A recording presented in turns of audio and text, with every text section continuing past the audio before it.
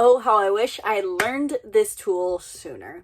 Have you ever got to a point in life where you've thought to yourself, I really feel like the universe or God is trying to point me in a certain direction, but I can't figure out what it is? Or have you ever gotten to a point where you've thought, I don't know where I'm supposed to go next or what I'm supposed to focus on next?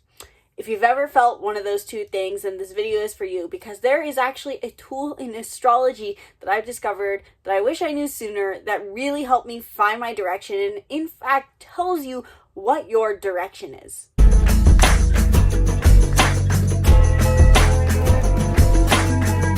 Welcome back to the channel. I'm Isabelle, your spiritual rebel friend, and today I want to share a new astrology tool I discovered and have been researching for the past 6 months that I have somewhat of a gauge on, so to say, or knowledge on, but I am no expert. And if you're interested in learning more about astrology, be sure to check out my astrology course in the link in the description below.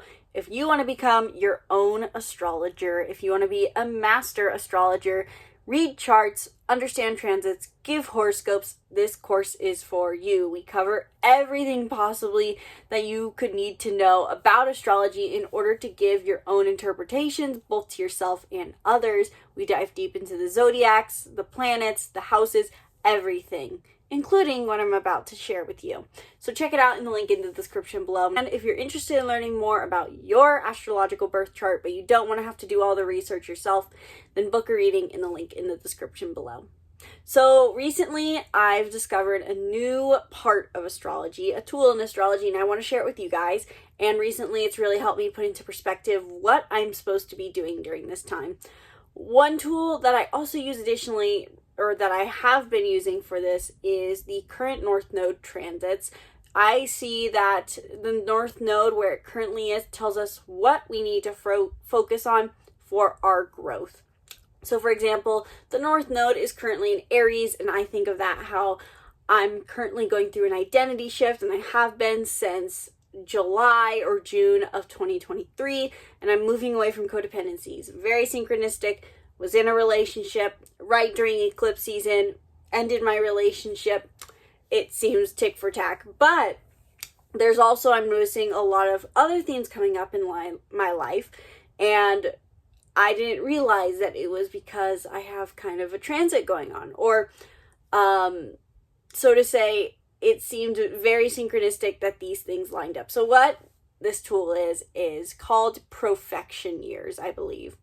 Profection years are the idea that every year you focus on a different house in astrology, similar to numerology cycles. For example, I'm in a numerology 3 year, but profection years, basically it's at your moment of birth, you enter your first house year. And then when you turn 1 year old on your birthday, you enter your second house year, and you go through the 12 houses, every 12 years it restarts, and these can indicate different focuses. So for me, last year I was in my 8th house profection year, which was all about intimate relationships. And at the time, as I entered my birthday, I met my last boyfriend, and we had a really close relationship. I was focused on cultivating depth in our relationship and connection, and I was also having to face a lot of my own shadows as a result. Now I'm in my 9th house year, and I could not feel that it is more true. So while the North Node transits currently, they tell you what you're focused on for growth, profection years really tell you where you're naturally going to focus, and you can really then project where your life is going to go. So for example, for me, I actually knew about the profection years before I broke up with my last boyfriend. And it was interesting because I knew he was going to be entering a 4th house year, but I was going to be entering a 9th house year. And intuitively, I felt like, I don't know how this is going to work. And this is when I was having subtle little doubts about the relationship and didn't know how we were going to work through it.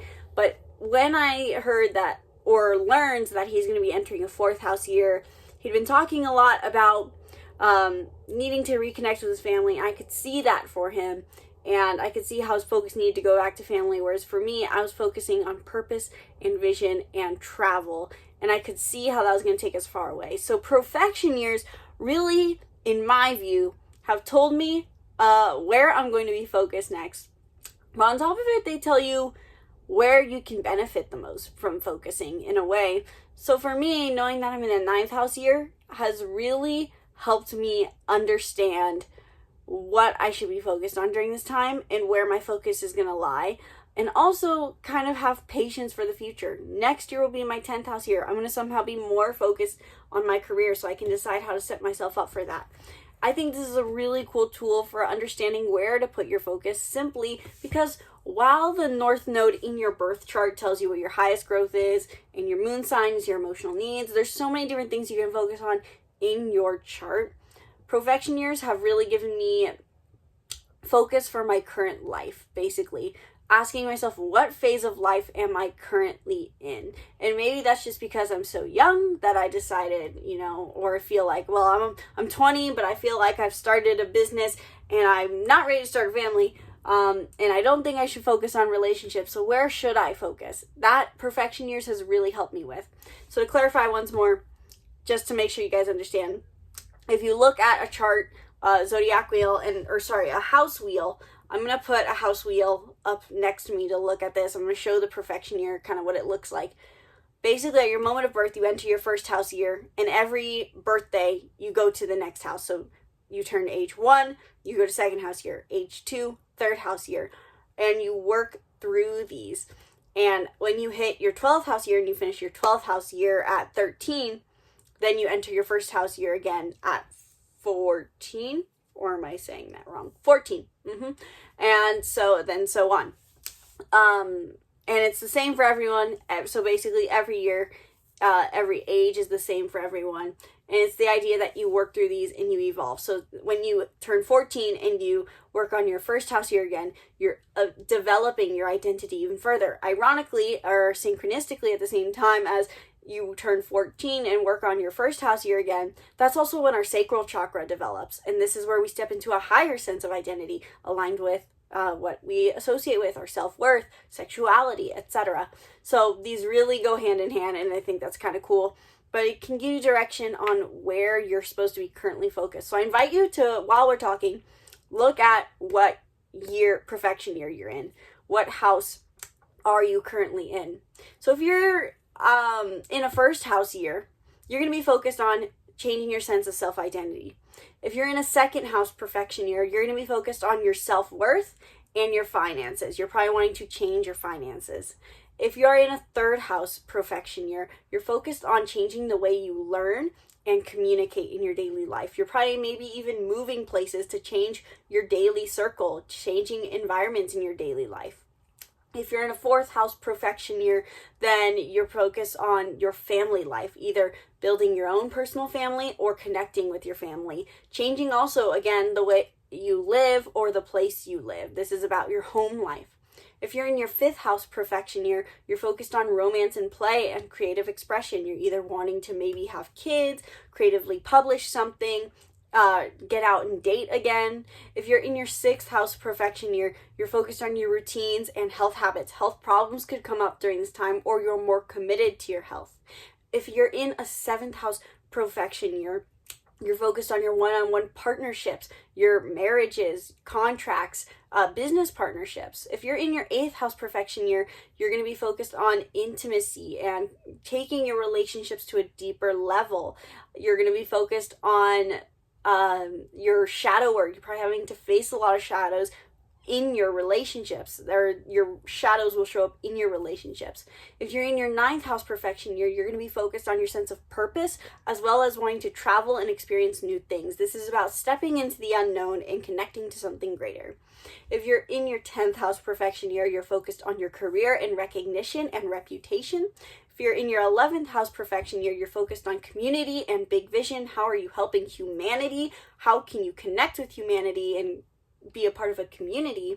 And if you're in your 12th house profection year, you're addressing your unconscious fears, your unconscious mind. I've asked people if they, through Q&A, if they feel like they're truly in their profection year, if this is resonant. And so far, it seems really accurate. Again, like my sister, she's in her 12th house year, and she feels like since her birthday, she's had to address a lot of unconscious thoughts and have been very isolated. My ex-boyfriend, when I met him, he was in his 3rd house year. He really felt like he was shifting his daily life. He was connecting with people, being more social, trying to change in a way his habits, but more so is about the way he communicates with other people and learns. He just enrolled in a big course. Those are the ones I can remember off the top of my head. I'd have to double check. I know for me, I have felt like the last 3 years have been accurate. 2 years ago when I was in my 7th house year, I was basically trying to understand what it meant to be in a relationship for the first time. I put myself out there in dating. I was trying to connect with people, and through trial and error, learned kind of the hard way what connection meant. Then in the last year, I was really focused on cultivating an intimate, committed relationship, someone who I felt close to, and also had to really face a lot of my shadows in the process. And now I can feel more than ever focused on travel and also purpose and connection to God, so to say. Really focusing on my philosophy, ideology, religious beliefs. So I really feel like this tool has helped me in being able to process it and ask myself what are my expectations of it, and also how I want to grow, because this is not the first time I've been here in this house. And not the first time I've been here, asking myself, how do I want to up-level it? It's a spiral upwards with the perfection years. You are going to revisit this in 12 years. So ask yourself, what do you want to do with it? This has really helped me with my self-growth, really helped me be patient with myself, and also know what to expect to come up in my life in the end. What is going to be showing up? What are the themes from this upcoming year for me? It's really cool to think about with your age and thinking about, anyway, every 20-year-old is going to have to go through the process of developing their beliefs. And what does that mean? What do I want my beliefs to be? How is it? It's probably going to change in 12 years, but this will set the stage for how I want my this area of life to play out for me. Personally, I also look at my 9th house in astrology, and I think about the fact that my Jupiter and my part of fortune are in the 9th house in Virgo, and also Leo is my 9th house because I use the Placidus system. And I'm thinking about, okay, what is my relationship like with life enjoyment, using how can my religious beliefs, how can travel improve my life enjoyment, how do I naturally want to look at religious views and philosophy. I also think about how I feel like my Virgo energy really plays into my career. How am I going to connect with people? What are the networks I'm making right now with people far away? I actually just closed a business deal with someone I've been working with for the last year, and there's someone who's far away. They're not necessarily nearby. This could be a connection that's more important. I think about those things more using the perfection year. So let me know, what perfection year are you in? And do you find it resonant based off my interpretation? Do you feel like these are themes that have come up for you since your birthday? Let me know in the comments below. I just wanted to share this tool because I find it super cool, and I will start to incorporate it more in my readings now that I have more of a gauge on it. Again, this is just what I've learned. I probably missed a lot. Let me know if I missed any information about the perfection years in the comments below, and am I even pronouncing that right? I didn't double check before I made this video. Maybe I'm saying the completely wrong name, and maybe it's not called perfection years. Let me know in the comments below. Let me know your thoughts, and stay tuned for more videos breaking down the stars and more. Thank you guys so much for watching this video. Once again, my name's Isabelle, and from my heart to yours, namaste.